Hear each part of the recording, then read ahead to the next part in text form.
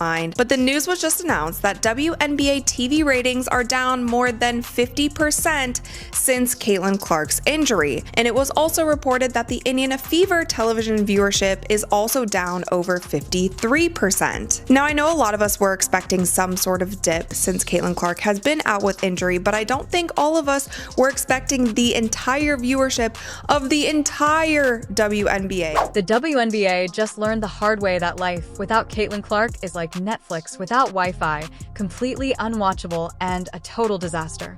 Playoff ratings drop faster than your phone battery on 1% at 2 a.m. And now the league is scrambling to figure out how to keep fans awake. Did viewers actually vanish into thin air, or did they just switch to pickleball highlights instead? Stick around, because this playoff mess is juicier than a reality TV reunion. Hey, is there any chance that the WNBA, that Kathy Engelbert saw some of the ratings that I'm about to show you now and said, hey, Indiana Fever, can you do us a favor? Can you do us a solid? Can you just tease a Caitlin Clark return, kind of boost these up a little bit? Can you just dangle a Caitlin Clark return in front of the fans' faces, try to boost these ratings up a little bit? There was one matchup that this league can consistently rely on to produce massive viewership numbers. The WNBA wanted this season to be the moment. The big year, the breakthrough the season, where the league finally steps out of the shadows and proves it can hang with the big boys. Instead, it feels like the entire league took one giant prep fall face planted into a bucket of nacho cheese and then tried to pretend it was part of the plan. A shocker. Imagine my surprise. Just imagine my surprise when Uncle Casey found out that the WNBA is struggling to maintain their ratings without Caitlin Clark. To make matters worse, and this is something I have definitely noticed in the last 3 or 4 weeks, especially since the All-Star game, the WNBA seems to be struggling to maintain interest. Let's just be honest here, this WNBA season has been a beautiful catastrophic dumpster fire. If you were watching for the basketball, you got a mix of injuries, foul calls that look like they were made by referees with legally broken glasses, and a commissioner who seems to think player health is just a suggestion. If you were watching for entertainment, you probably tuned out the moment Caitlin Clark spent more time on the bench than on the court, because apparently her ankles have been declared public property by defenders who treat her like a human crash test dummy. Caitlin Clark, the operative word that comes to my mind is gratitude. There's an incredible level of gratitude that should be accorded to this young lady with what she did for the sport. How was the attendance for Team USA in the Olympics? What would it have been like if Caitlin Clark was playing on that team? Remember the first game? Look at this right here.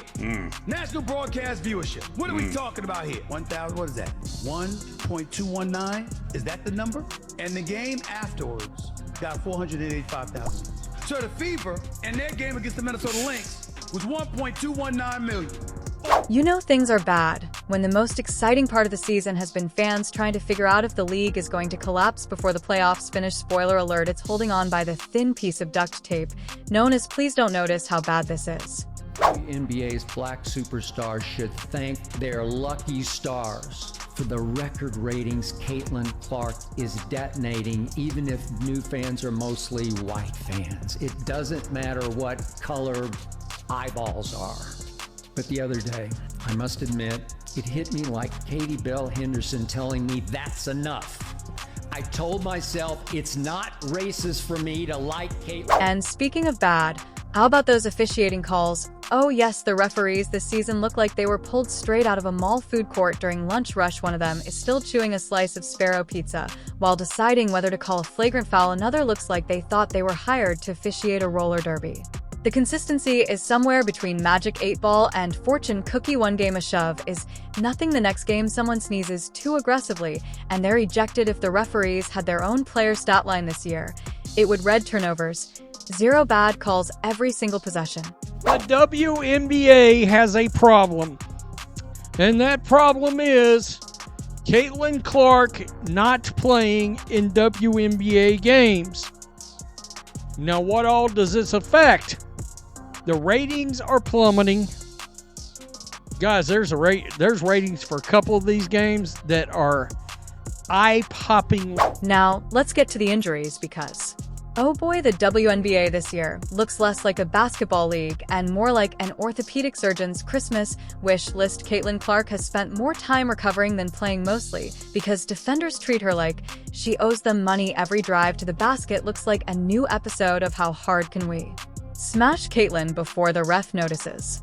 And the answer is harder than you think, but Clark isn't the only casualty of this basketball apocalypse. You could practically hear the commissioner's office sigh in relief.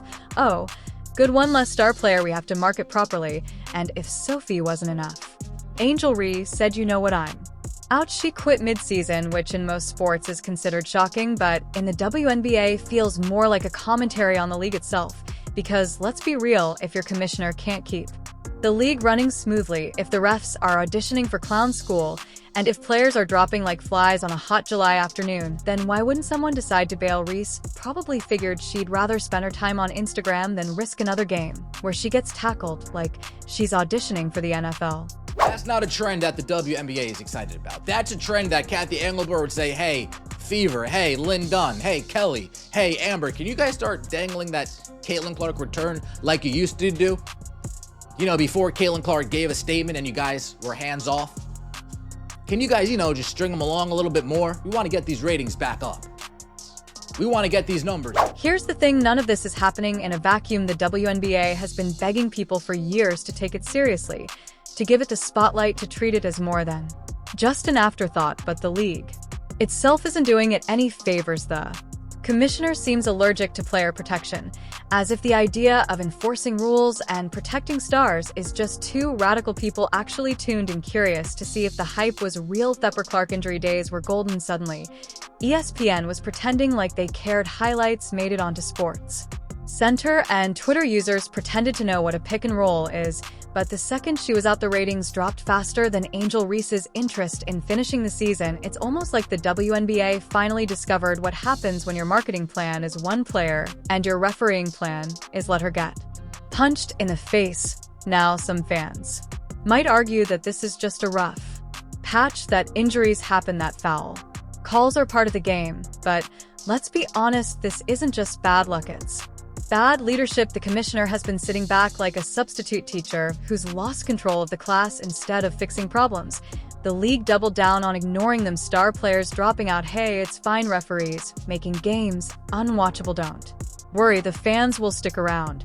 Spoiler, they didn't. At Indiana against the Chicago Sky, right after that game, they opened an investigation once again into the fans, where they found nothing, but the damage had already been done at that point. If some of these things happen just one time here and there, or there's one certain media personality who's just always saying these kind of things, then whatever. I feel like fans as a whole can be like, okay, whatever, this person is just a hater.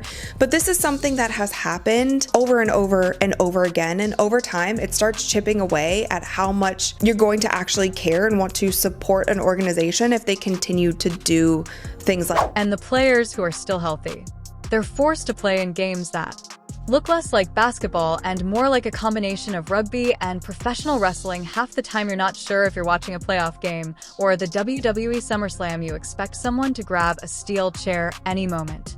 Meanwhile, the commissioner still does interviews talking about how the league is growing and building momentum. Sure, and I'm growing taller every time I wear high heels. Calling this season growth is like calling a house fire a new lighting design. It's delusional. These women are out there giving everything. Even as the system around them crumbles, they don't deserve reps who whistle like they're at a birthday party for toddlers. They don't deserve leadership that treats their health like an optional side quest. They don't deserve a league that markets them only when it's convenient and abandons them the second things get tough. But here we are, the WNBA season limping to a close, ratings circling the drain, stars on the injured list, and fans shaking their heads wondering if the league can even survive another year like this. If this was supposed to be the season of growth, then congratulations, it grew into the biggest mess imaginable. Caitlin Clark thing, man. I mean, it's embarrassing. It is embarrassing what you guys have done. And then people are catching on to your tactics. You got the people on Twitter catching on to your tactics. Like, look at this right here. Look at this right here. They say ESPN didn't want to show the ratings were down from WNBA All-Star Game because Caitlin Clark. Maybe next year the commissioner will take player safety seriously. Maybe the referees will learn What a foul is maybe stars like Caitlin Clark will actually be able to finish a season without being tackled into early retirement. But until then, the WNBA is on the brink. And it's not because fans don't care, it's because leadership doesn't. The WNBA thought this was going to be the year of endless ticket sales. The year where arenas would be packed, fans lining up outside like it was the release of the new iPhone. Instead, the reality has been empty seats that echo louder than the referee whistles. You can almost hear popcorn vendors sighing into the void, begging anyone, to buy a hot dog. Ticket sales for most games look like a clearance rack at a failing department store. We're expanding the fan base, they say, while fans are expanding their Netflix queue instead of watching. The truth is, without Clark drawing viewers, without Cunningham on the floor, and without Reese stirring up drama, the WNBA ticket sales collapsed faster than a Jenga tower in an earthquake. But the funniest part of all this, the league tries to spin its social media posts are still rolling out like everything is normal. Another exciting night of WNBA action, they say. Meanwhile, fans in the comments are like, exciting, where at which game did you mean? In another dimension, the replies are filled with people posting memes of tumbleweeds rolling across empty seats. You know it's bad when your own marketing tweets become a comedy show for fans who've clearly given up hope. Rhodes, well, how about this? Pay us what you owe us. That looks like a ham sandwich and some Lay's tater chips right now. It's getting bad. I feel bad for Caitlin Clark. She come out and said on Sue Bird's podcast that she's feeling the pressure of not playing in these games. And that Fever Sky viewership fell off the map. Let's not forget the commissioner herself. She deserves an Oscar for acting like nothing is wrong. She gets on camera talking about how the league is in the best position it's ever been. That's like the captain of the Titanic bragging about how the ship looks great underwater. Sure, technically it's still floating, but not in the way you want. The commissioner has become a master of denial, like a magician who tries to distract you with card tricks while the entire stage is on fire. And when people call her out, when fans demand accountability for all the injuries, the terrible officiating, and the obvious lack of player protection, silence, or worse, some canned response about reviewing our protocols, medical staff rush, and like it's the moon landing. Refs suddenly remember how to enforce rules. The league bends over backward to protect its moneymakers, because guess what? Without your stars, nobody watches. Without your stars, ratings die. Without your stars, ticket sales plummet. It's not rocket science, it's basic business. The NFL, same thing. Quarterbacks are treated like priceless works of art. You so much as breathe too hard on Patrick Mahomes, and referees will throw a flag faster than you can say roughing the passer. Meanwhile, in the WNBA, Caitlin Clark is body checked into the scorer's table, and the refs are like, play on, nothing to see here. No wonder fans are furious. No wonder people are tuning out. Good news and some bad news for those who are fans of pretend basketball. For those who are desperate to see the WNBA succeed, even though this dump of a league can't seem to get the hell out of their own way. Now, the WNBA, they refer to these people as fans, but the rest of us, we prefer to call them the mainstream media. And let's talk about those fans for a second, because honestly, they deserve medals. Imagine sticking with this league all season, buying tickets, buying jerseys, supporting the players, only to be rewarded with chaos, injuries, empty arenas, and officiating that makes high school intramurals look professional. The diehard fans must feel like they've been trapped in a toxic relationship. They keep hoping things will get better, but instead the league forgets their anniversary, wrecks their car, and then blames them for not being supportive enough on social media.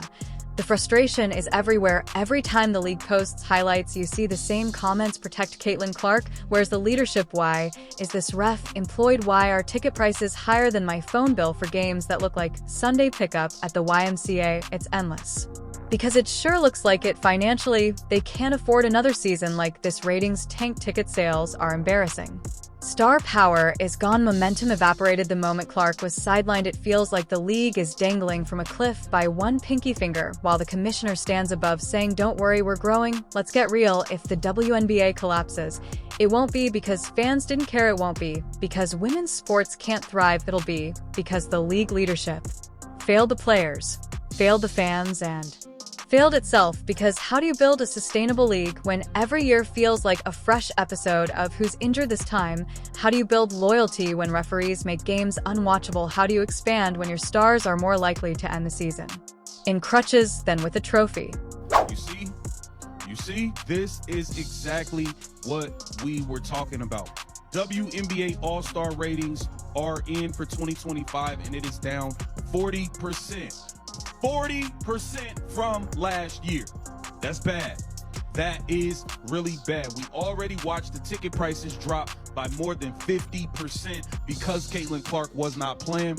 This is bad news for the WNBA. And before anyone tries to sugarcoat it, let's state the obvious: this season is already a failure. No amount of PR spin can change that. You can't slap a fresh coat of paint on a crumbling building and call it a mansion. The WNBA can call the playoffs exciting. They can push marketing campaigns, they can tweet about record-breaking moments, but fans know the truth. This season has been one long blooper reel. What makes it worse is the wasted opportunity. Caitlin Clark had people tuning in, she had people talking, she had casual fans invested. For the first time in forever, the WNBA has become the poster child for how not to run a sports league. Want to know how to kill momentum, injure your stars?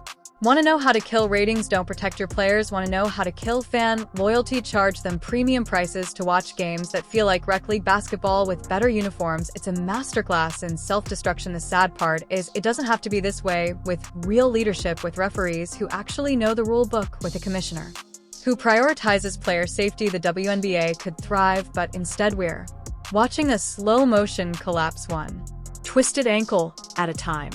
All of you guys can sit there and say, oh, you guys are just trying to uplift one player. Oh, the league is more than one. I agree, the league is more than one player. It's more than one good basketball player. But is there more than one player that moves the tide? No. So as the season crawls to its ugly finish, let's call it what it is: a mess, a spectacular, ridiculous, embarrassing mess. The commissioner can talk about growth all she wants, but fans see the truth. And unless something changes, unless there's a real overhaul, unless the league stops treating its stars like disposable props, this mess isn't going away. But if this season proved anything, it's this: no matter how much hype you build, no matter how many stars you market, it means nothing if you can't protect them. And until that changes, the WNBA will keep stumbling season after season, while fans keep asking themselves why they should even bother.